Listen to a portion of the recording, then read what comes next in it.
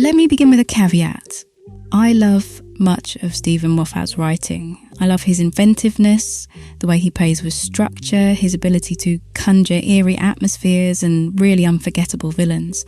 Many of my favourite Doctor Who episodes are ones penned by Moffat, and perhaps that's why this particular criticism matters so much to me, because despite his considerable talent, and maybe I'm naive in this, but I think good intentions, Moffat often fundamentally misunderstands feminism. At the heart of this misunderstanding is his conception of the strong female character.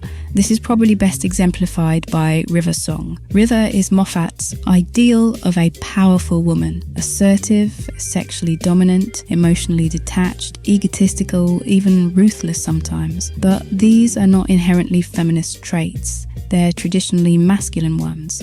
So what we're left with is not a character who challenges gender norms, but one who adopts male-coded behaviours as a stand-in for empowerment. Her strength mimics masculine bravado rather than a character who finds strength in what we might perceive as traditionally feminine traits.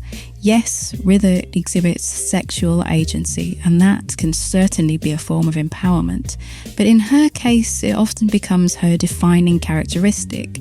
Her sexuality is stylized and theatrical, performed more for the Doctor and the audience than owned in a way that feels relatable.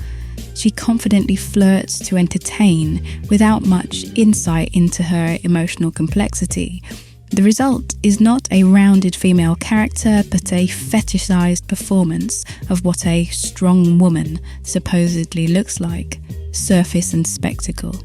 Contrast this with the female characters of the Russell T Davies era. Take Rose Tyler, for instance. With Rose, we see the world through her eyes. She acts as a proxy for the viewer, and the emotional and narrative centre of the story often rests with her. Her strength isn't performative, it's rooted in emotional intelligence, in her compassion, her resilience.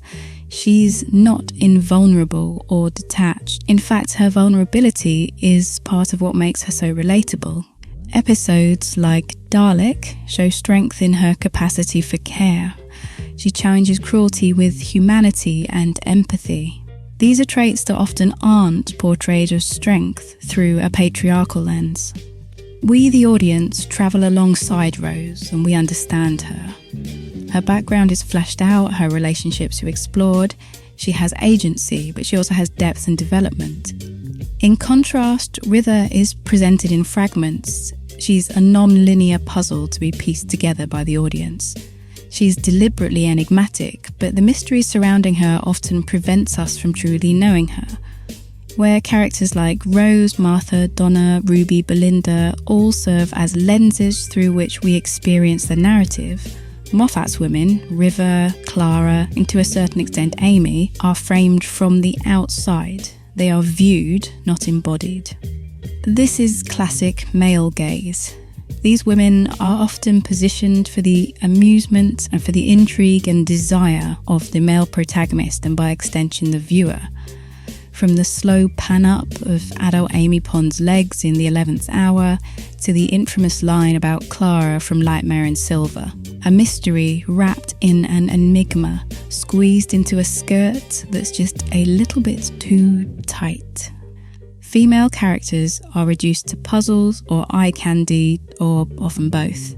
Granted, that line about Clara was from an episode written by Neil Gaiman, so God knows what pits of misogynistic depravity that one crawled out from. But good feminist writing isn't about giving female characters traditionally masculine traits or fetishizing their sexual dominance. It's about giving them depth. It's about writing women who are whole, who are complex, flawed, self-determined. Moffat's women too often fall into the trap of his strong female character archetype, attractive, witty and invulnerable, but ultimately constructed to serve male narratives and to appeal to male fantasies. They're not breaking the gaze, they're just reinforcing it. Stephen, I say this because I care. I think you wanted to do the right thing by your female characters, but feminism in storytelling isn't about creating invulnerable women making witty one-liners. It's about truth. It's about writing women as real people.